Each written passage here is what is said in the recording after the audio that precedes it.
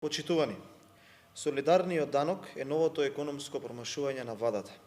Власта на СДСМ внесува нестабилност во работењето на бизнисот во Република Македонија. Имено со донесениот закон за така наречениот данок на солидарност, власта воведува арач за успешните компании, наместо да се бори со сивата економија.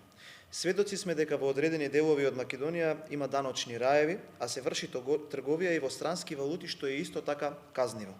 За потсетување на јавноста, со овој закон за солидарност, секоја фирма која работела успешно во 2022 година ќе плаќа дополнителен еднократен данок од 30% покрај веќе постоечките 10% данок на добивка. Ова не е солидарност, ова може да се каже дека е рамилук.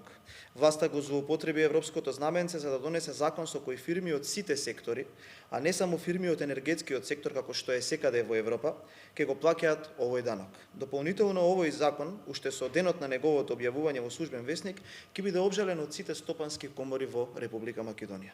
ВМРО ДПМН не го поддржа овој закон од повеќе причини. Прво, воведува правна несигурност кај компаниите. Непредвидливоста во даночните политики го намалува инвестирањето на постојните компании, внесува дополнителен ризик кај потенцијалните инвеститори, а за ваквата појава стопанските комори секојдневно реагираат, но власта никако да се коригира веќе 6 години. Под број 2, не постои ваков закон во рамки на Европската унија. Како што кажав и погоре, постои закон за дополнително одоночување на екстремните добивки кај енергетските компании кои стекнаа огромни добивки поради нарушување на пазарите на енергија поради војната во Украина. Под број 3, владата не е солидарна со бизнисот. Ова најдобро се потврдува кога разгледате буџетот за 2023 година и како се трошат парите на даночните обврзници. Секојдневно гледаме скандали каде фирми блиски до функционери од власта добиваат тендери во милионски износи. Под број 4, сериозно нарушување на ликвидноста во компаниите.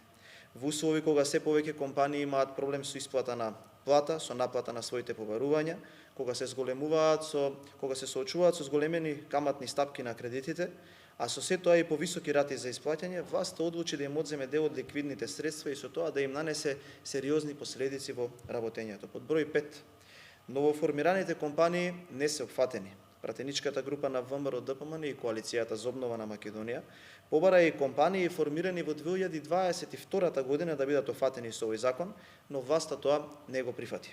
После едно ТВ гостување на најмокниот партиски претседател во владената коалиција, ни стана јасно зошто мнозинството го одби нашиот предлог, со кој претприемачките способности на овој бизнис политички клан ќе беа офатени.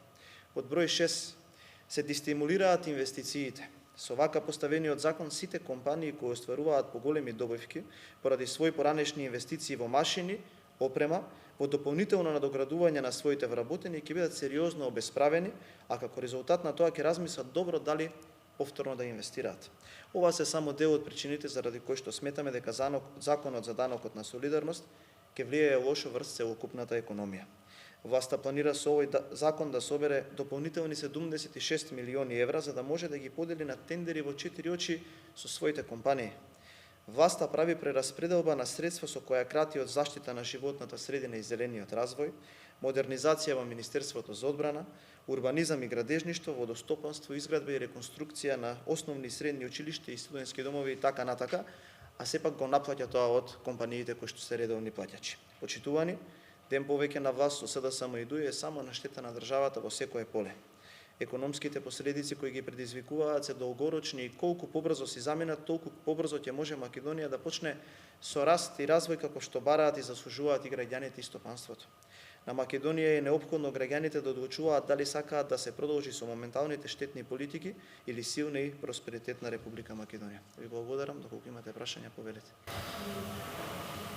Вчера имаше Централен комитет на партијата.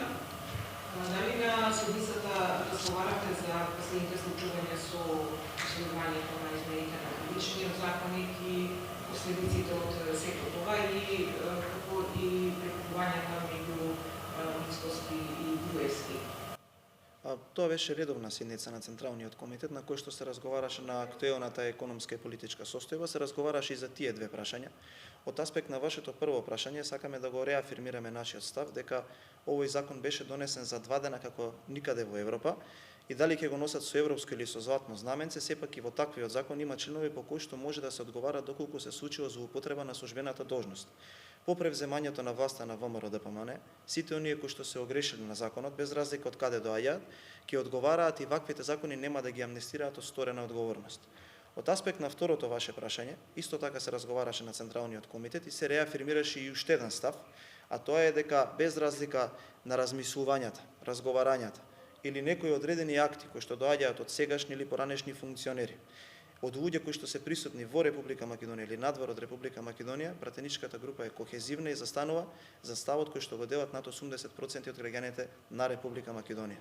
А тоа е дека уставни измени под бугарски диктат едноставно нема да се случат без разлика од каде доаѓаат таквите сигнали. Пратеничката група застанува над браникот на интересите на македонскиот народ и сите граѓани кои што живеат во Република Македонија.